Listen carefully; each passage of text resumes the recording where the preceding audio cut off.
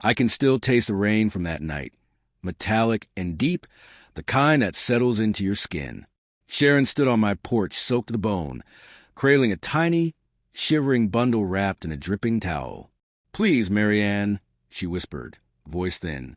"He's ill. I can't manage him." Her eyes flicked toward the curb where Keith sat in the car, watching. My husband no more.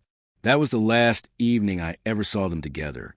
They vanished into the night, leaving me with her failing child and a quiet that screamed betrayal. Keith and I met at university, steady, reserved, the sort of man who steadied your hand without drama. Sharon adored him. Of course she did. My little sister coveted everything I had. When I married, she stood beside me with a bright smile and hollow eyes. For a long time I mistook those eyes for admiration. I fed her, clothed her, patched her heart after boyfriends left. She called me a second mother, and I believed it. But Sharon always wanted what was out of reach, and Keith became the prize she couldn't resist. The betrayal crept in quietly. It began with his phone placed face down, business trips that turned into long absences, and Sharon's sudden disappearances. One afternoon I noticed her perfume on his shirt. Unmistakable rose and musk, and the truth ricocheted against me. When I confronted him, he didn't deny anything. He only looked at me as if I'd finally caught up with something he had long ago accepted. Then they ran together, abandoning Sharon's sick infant as if he were an awkward secret. I named him Eli. The doctor said he might not live, a critical heart defect.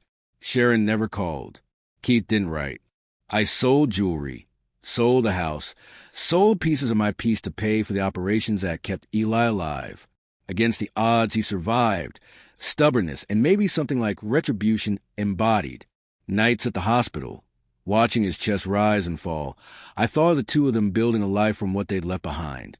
I wondered whether they ever remembered us. By the time Eli turned 12, I had stopped wondering and started planning. Revenge is patient. It's a slow, quiet thing that takes root like mildew under wallpaper. First, I trained as a counselor helping broken families. A little ironic, perhaps. Then I invested. Stocks, property, small businesses. While Sharon and Keith drifted through one failed scheme after another, I assembled a quiet fortress of resources. Eli grew into a strong, bright, compassionate boy. He knew the truth. I never hid it. But his heart did not harden with hatred. That burden was mine.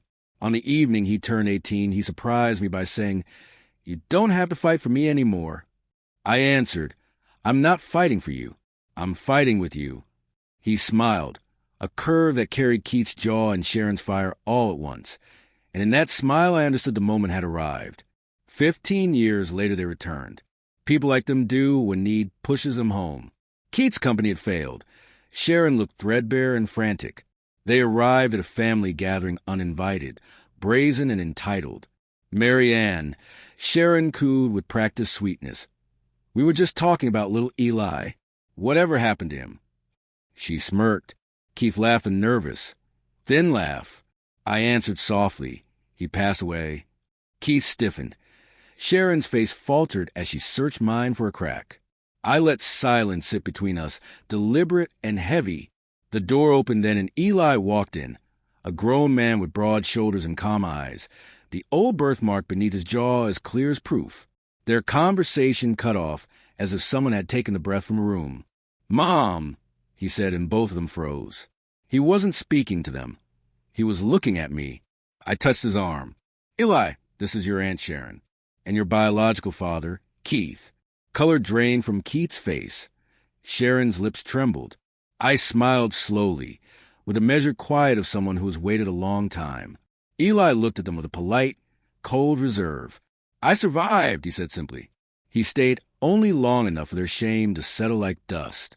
Long enough for Sharon to understand the depth of what she had lost. Not merely her son, but the right to claim him.